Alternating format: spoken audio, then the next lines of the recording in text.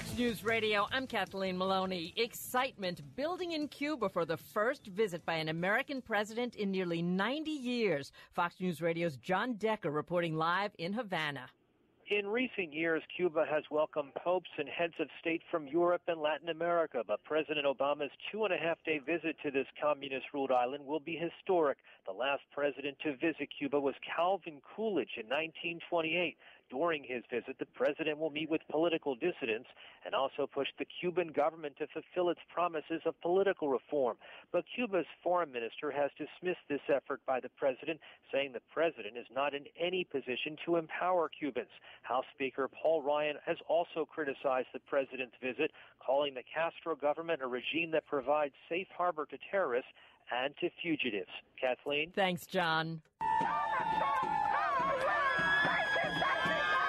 A big protest against the GOP frontrunner in New York City today. This was a Crush Trump rally that started on Facebook, organized there by at least a dozen groups like the Black Lives Matter group and a group called Cosmopolitan Anti-Fascist. 1,500 to 2,000 protesters that started here on pretty much in Columbus Circle, New York, and then began to march towards Trump Tower. Fox's Brian Yanis. Police making several arrests when protesters tried to block traffic. Trump was in Phoenix, where another protest delayed his rally for an hour.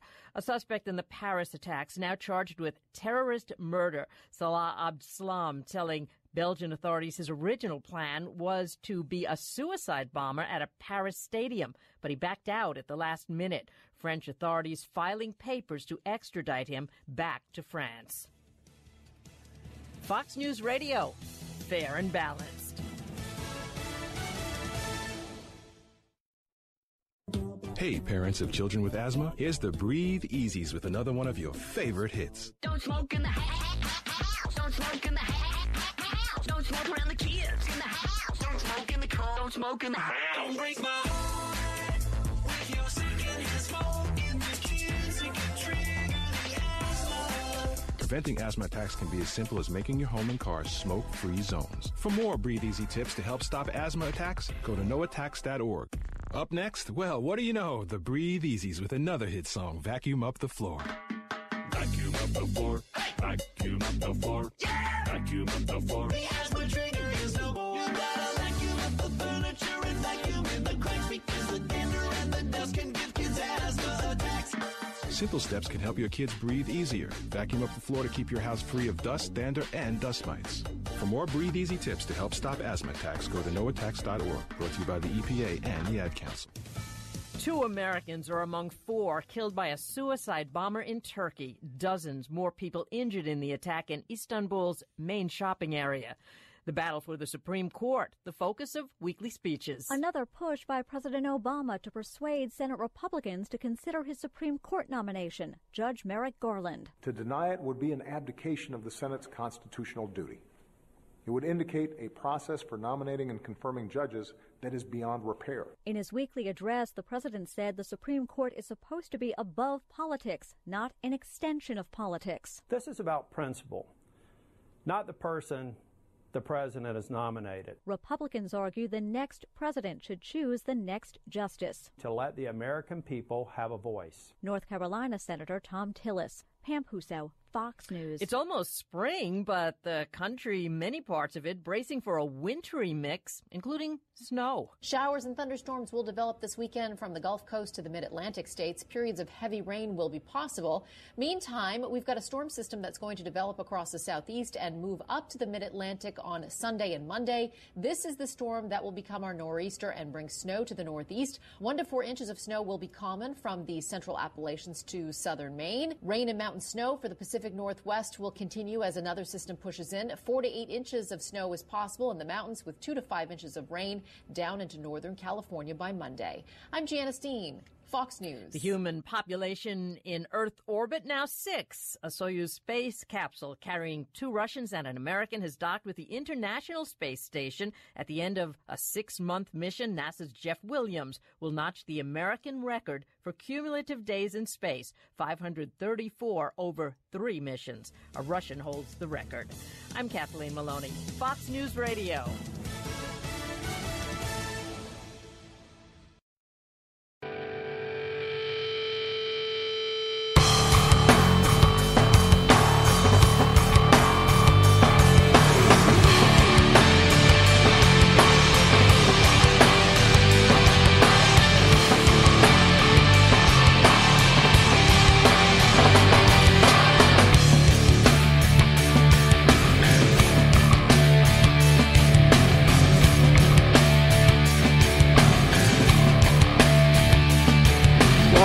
everyone, and welcome to the Whitfield Analysis. I am your host, Sam Whitfield, broadcasting live from NBC1 here in Southern Florida, and I want to thank you so much for joining me here this evening. The contact info, as usual, 941-564-5805 is the phone number where you can call and leave a voicemail number if you would like to do that. You can follow me on Twitter at SamW_NGC, hashtag WA Radio Show. You can go to my website, thesamwhitfield.com. That is the website. You can like the Whitfield Analysis on Facebook at facebook.com/WA Radio Show. And I believe for contact info, that is about it. Also, if you would like to live chat during the show, you can do so by logging in. You can sign up for a free account with Spreaker, and you can live chat during the show. We usually have Zach Angel and a couple other people jump into the chat room. So it's all great fun, folks, and jump in and feel free to interact with the show in any one of those ways. And also, don't forget we have the Whitfield Analysis iPhone app now, so that's pretty cool too. All right, folks. So where to start? We have a big show tonight. This segment I'm going to be talking a lot to you guys solo. Marco Rubio has dropped out of the race officially. I do want to give my reaction to that. I also want to mention that later on in the show, or I shouldn't say later, but after this segment is over, this will be the only live segment of the show that I do tonight. The second segment I pre-recorded last night, and Isaiah Pearce from Cowgirl Nation will be my guest for the program this evening. He and I actually sat down yesterday afternoon on Skype, and I interviewed him. We actually had more of a conversation about the election, and he and I have both come to the conclusion that we need to stand behind whoever the candidate is in order to beat Hillary Clinton. And with that, ladies and gentlemen, that is what I want to focus on for this segment for the next 35 minutes or so. So I want to begin by saying that, well, I'm disappointed with the fact that Marco Rubio dropped out of the race. I wasn't entirely surprised that he chose to do so. Rubio just wasn't doing all that well in the polls. He was in third place constantly. I have to say, I admire the Rubio supporters, my fellow Rubio supporters, for sticking to him and with him until the end, and keeping that Marco momentum alive. Nobody thought we would get as far as we did, and I want to just thank everyone who I was able to meet via Facebook and online, and I met some great contacts through the Rubio campaign, and it was great to meet you all, and I hope we can stay in contact. However, with Rubio out of the race, I had a decision to make, which is, where do we go from here? Now, if you've been following my Facebook feed a little bit, then you know, I think most of you have a pretty good idea of where I am headed next. But I do want to make something blatantly clear, folks. I want to preface what I'm about to say with this following statement. From the beginning of this election, ladies and gentlemen, I have said that I will stand with whoever the Republican candidate is against Hillary Clinton and the left in the 2016 general election. Now, I understand that there's a lot of animosity and a lot of mixed emotions towards the frontrunner of the GOP field, that frontrunner being Donald Trump. I understand that. I understand that Trump has his issues. We've gone over those issues in depth before on this program. And we've heard his pluses and minuses. We've heard his positives and we've heard his positives, his negatives, his successes, and his failures. We've heard all about those folks. I've talked about it. Levin's talked about it. Everyone has talked about it in great depth. And believe me, I still have reservations about Donald Trump. Don't get me wrong. But at this point in the race, I have to say that I am fully in support of Donald J. Trump for president. Not because I completely agree with him on everything, not because I necessarily like him as a candidate. As I just said before, I believe he has many issues. We've talked about those before. But I believe, and I've believed from the beginning, that Hillary Clinton is a much bigger danger to the country than Donald Trump or Jeb Bush or any one of these quote-unquote rhino Republicans. So you've heard Mark Levin and Rush Limbaugh and all of the other political commentators out there talk about how bad Donald Trump is, how we need to stop Donald Trump. And we've heard a lot of debate about whether Donald Trump is a conservative, whether he's a liberal in disguise. Is his hair funny? How does he treat women? We've talked about everything relating to Donald Trump.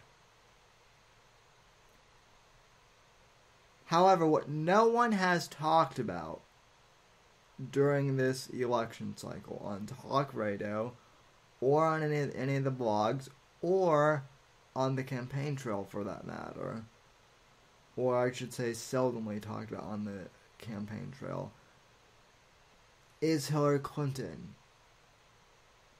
Right? All these people who are rallying against the anti-Trump movement, who are rallying against Trump, whether you're pro-Trump or anti-Trump, I haven't heard one word from either of the groups about Hillary Clinton.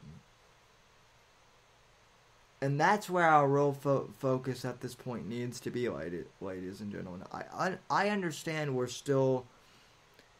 I understand that we're technically still in the primary season, but we need to get ready for the general election.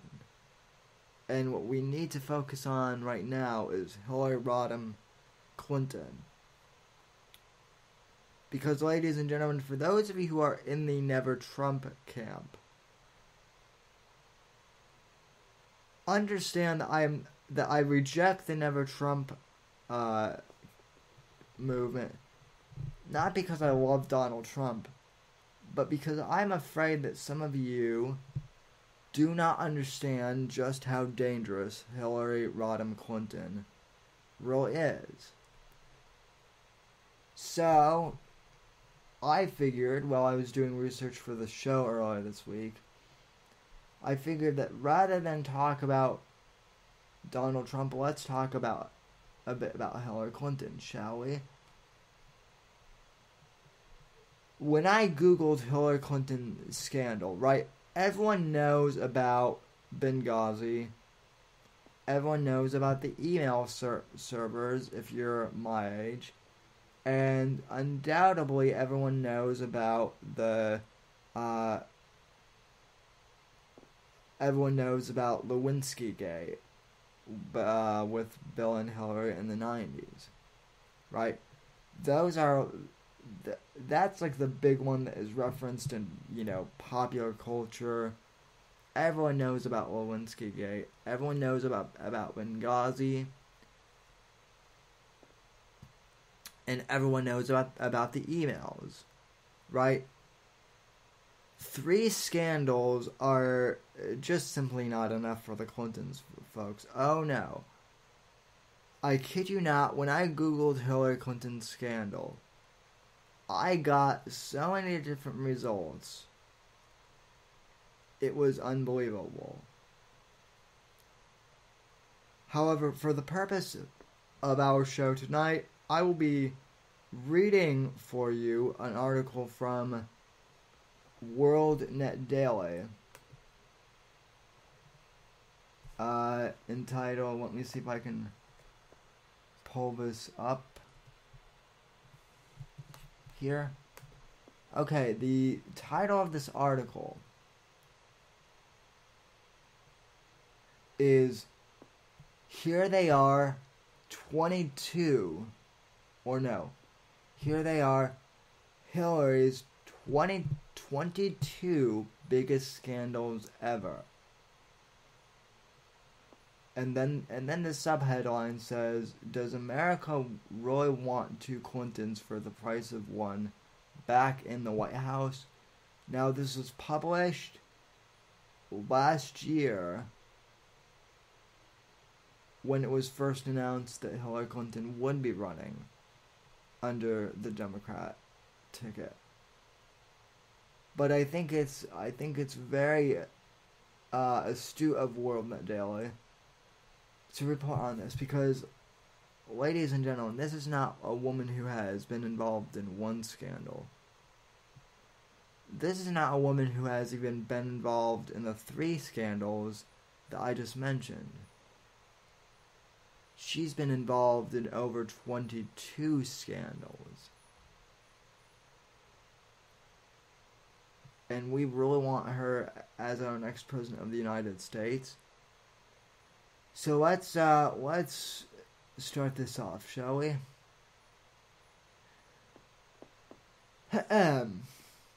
During his 1992 campaign for presidency, Bill Clinton was fond of promising America, you get 2 for the price of 1, indicating Hillary Clinton would act as his co-president.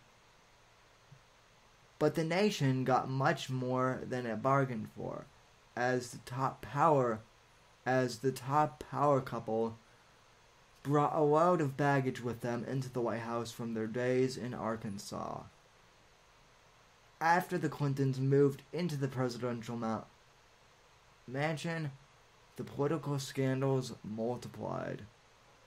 From use of the IRS and FBI to target political opponents, to stalking and harassing subjects of Bill Clinton's sexual advances, and even attempts to loot taxpayer-funded items from the White House.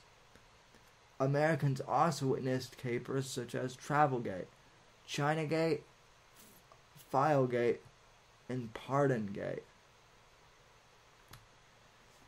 Bill Clinton's sexual escapades and subsequent impeachment by the U.S. House of Representatives on charges of perjury and obstruction of justice consumed more than a year of American public life and bitterly divided the nation. In the years since the memorable Clinton presidency, Hillary has brought America Emailgate and the Benghazi scandal, among others. New developments in the Clinton Foundation scandals emerge almost daily. Now it's Hillary's quote-unquote turn to be president, according to her Democrat supporters. But in 2015, America is apparently still suffering from Clinton fatigue. Results from a Quinnipiac poll published in April revealed between 49 and 56% of voters in 3 significant swing states, namely Colorado, Virginia, and Iowa, believe Hillary is neither honest nor trustworthy. Even former California Democratic Party Chairman Bill Press told WorldNet Daily that controversy surrounding Hillary should convince members of his own party an uncontested coronation of Clinton as the party's 2016 nominee for the White House is a very risky idea and should encourage other Democrats to throw their hats into the ring. Senator Marco Rubio, a Republican candidate for president, said Sunday he believes voters will reject Hillary because of the cloud of constant scandal she brings to the political process. Rubio told Fox News Sunday, Rubio told Fox News Sunday, unfortunately, both under her husband's presidency, her time in the Department of State, her campaign for president last time, and even now, there seems to be a constant cloud of scandal and things that could distract us from core issues of the moment. Hillary's drama could become a distraction, Rubio warned, at a time when the stakes are high for America in the 2016 election. Alright folks, so I am not going to read through the entire article, but I do want to go through a couple of these individual scandals that are listed below. Okay, the first scandal that was really eye-opening to me that I want to read to you is the Clinton IRS scandal. And WorldNet Daily titles this as "The Clintons Turned the IRS into the Gestapo." Few federal agencies are more feared and loathed by Americans than the Internal Revenue Service, especially when corrupt presidents abuse the power of the IRS to harass and exact revenge on political enemies. As WND has reported, during Bill Clinton's terms in office, IRS audits were conducted against several individuals and groups who caused problems for the administration. Several prominent conservative groups found themselves facing IRS audits following their criticism of the president and his policies. Among conservative groups targeted for audits were the Heritage Foundation, the National Rifle Association, Concerned Women of America, Citizens Against Government Waste, National Review, the American Spectator, which was burglarized 3 times, the National Center for Public Policy Research, the American Policy Center, American Cause, Citizens for Honest Government, Progress and Foundation and David Horowitz's Center for the Study of Popular Culture and Western Journalism Center. Individuals singled out for audits during the administration included Clinton paramours Jennifer Flowers and Liz Ward Grayson, sexual assault accusers Paula Jones and Juanita Broderick, fired White House travel director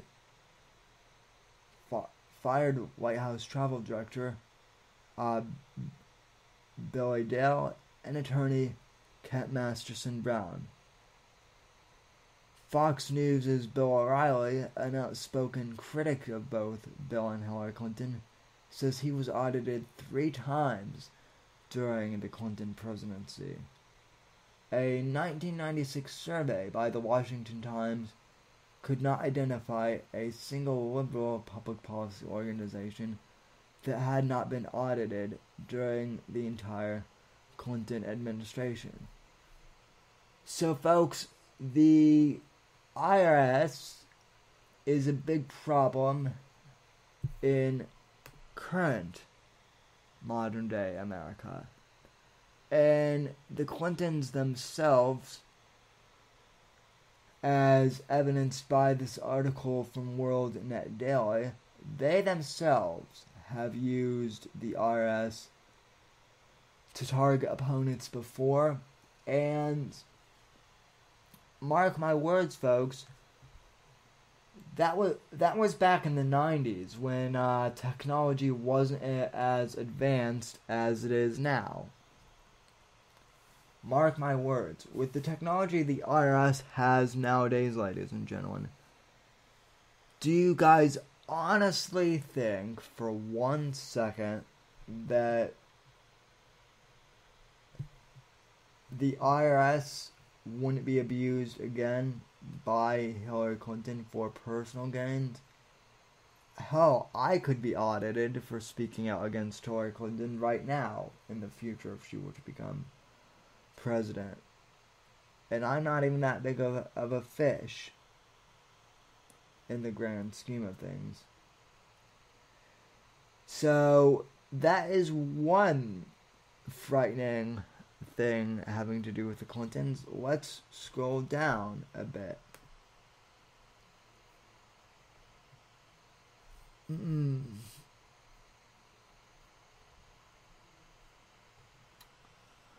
I am going to link to this, folks, because there's over 22 of these things.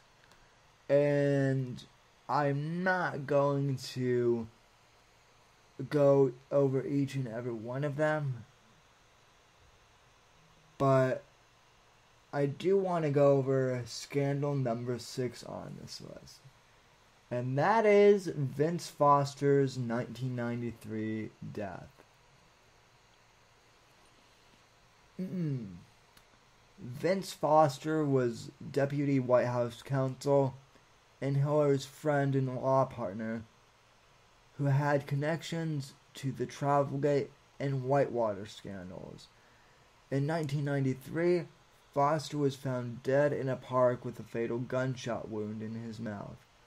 As WND reported, his suicide was the subject of much speculation and 3 official investigations. Investigations by the U.S. Park Police, the Department of Justice, the FBI, Congress, independent counsel Robert B. Fisk, and independent counsel Kenneth Starr concluded Foster's death was a suicide. However, as WordNut Daily reported in 2003, one of Starr's key investigators challenged the official line, insisting the probe's result was predetermined. Only a few plotters were required to engineer the result. The crime scene was altered, and that major newspaper editors killed stories by reporters pursuing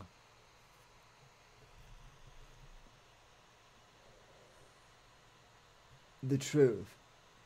The Washington Post reported that federal investigators were not allowed to enter Foster's office after his death, but, quote, White House aides entered Foster's office shortly after his death, giving rise to speculation that files were removed from his office. In his 2005 book, The Truth About Hillary, What She Knew, When She Knew It, and How Far She'll Go to Become President, Edward Klein wrote of Hillary's involvement in the effort to remove the Foster files. The night of Foster's death, Hillary launched one of the most shameful and illegal cover-ups of her entire career. She sent two of her most trusted White House loyalists, Maggie Williams, the First Lady's chief of staff, and Patty Thompson, who was in charge of White House administration, into Foster's office to retrieve embarrassing and incriminating documents related to Whitewater and Hillary's other personal affairs. Well, White House counsel Bernard Nussbaum barred investigators from entering Foster's office. Maggie Williams, Patsy Thomason, and Craig Livingston, Hillary's director of White House security, removed armloads of files in loose leaf binders. In addition, a White House staffer allegedly tampered with the titles of several memos and removed the First Lady's initials in an effort to erase her role in improper behavior. So, ladies and gentlemen, those were the two scandals that I wanted to really go over that not a lot of people know about.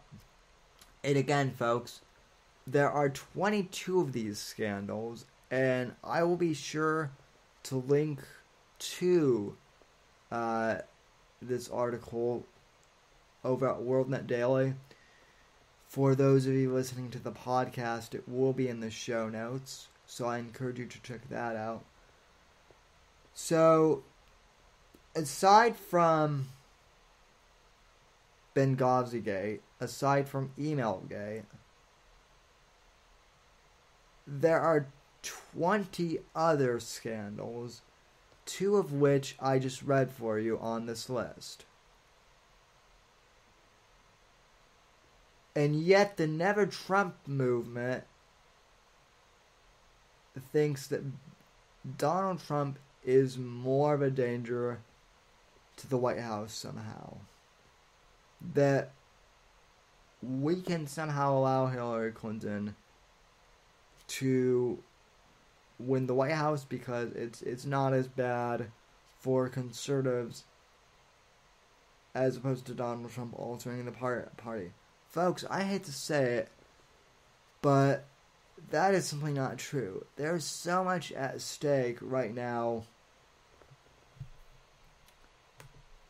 that we simply, folks, we cannot allow Hillary Clinton to enter the White House for a second term.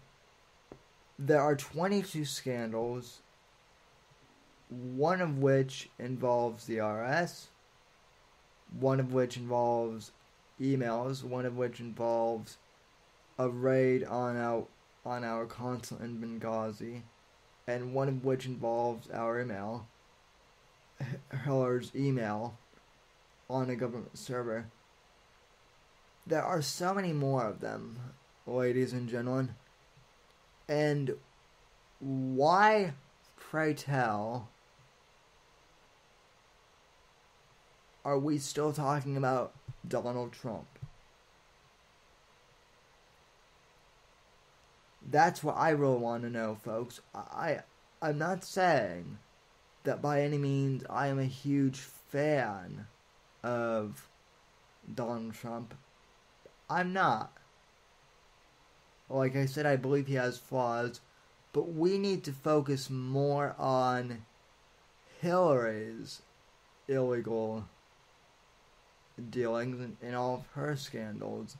She needs to be the prime target of conservatives across the board. No, Donald Trump isn't perfect. No, he might not be a true conservative, but I have to be honest, folks. I am deeply ashamed by a lot of these conservatives who are saying that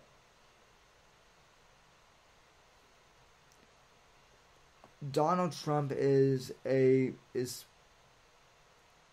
almost a bigger threat to us than Hillary Clinton is.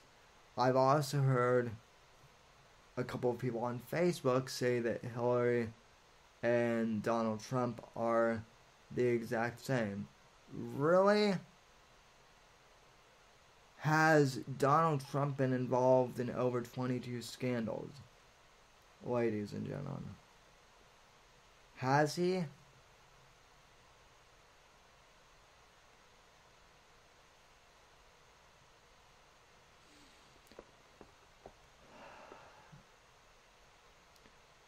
My biggest problem with the Never Trump movement is the fact that the conservative movement is extremely divided, as is right now. But for an entire sect of the conservative movement to say that they're not going to vote for Donald Trump because he doesn't reflect quote-unquote conservative values. Folks, for those of you who are in the Never Trump campaign, I would like to ask you, email me, tweet me, call me. The voicemail is 941-564-5805.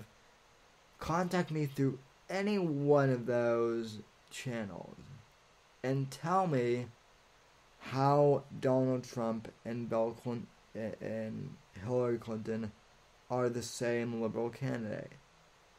Because honestly, folks, I'm not seeing it. Okay?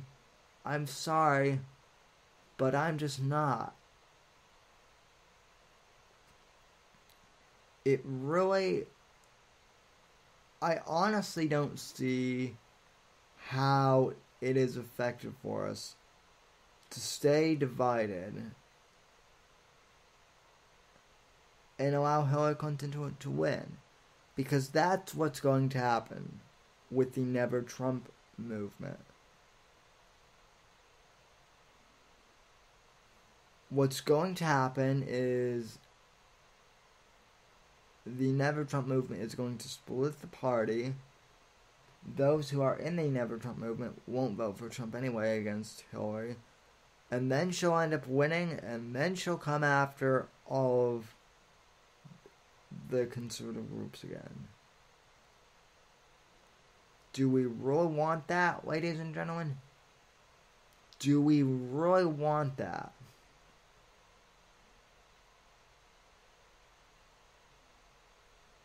I don't. Let's focus more on confronting Hillary and stopping her, rather than infighting between who's better, Ted Cruz or Donald Trump. To be honest, neither of them are my ideal candidate. My two candidates, Scott Walker and Marco Rubio, they're both out of the race, and I'm disappointed by that. But I am not willing to give this election up to Hillary Clinton because of conservative pride and because Donald Trump doesn't represent the exact definition of conservatism. Folks, I can't do it. Alright, folks, and in terms of our live show, that will conclude it for tonight. I do want to encourage you, however, to stick around and listen to the second segment of my show, in which Isaiah Pearce and I both talk about the 2016 election. We talk about why Never Trump is such a horrible idea, and basically what could happen to the country if Hillary Clinton gets into political office and gets into the White House as President of the United States. It's not a pretty scenario, folks. So I encourage you to listen to that, and I want to thank you all for listening to the show live tonight. From all of us here at NGC1, have a good night, God bless, and God save this great nation. Be sure to listen to segment number 2 right after this, which will be uploaded to Spreaker in just a few minutes.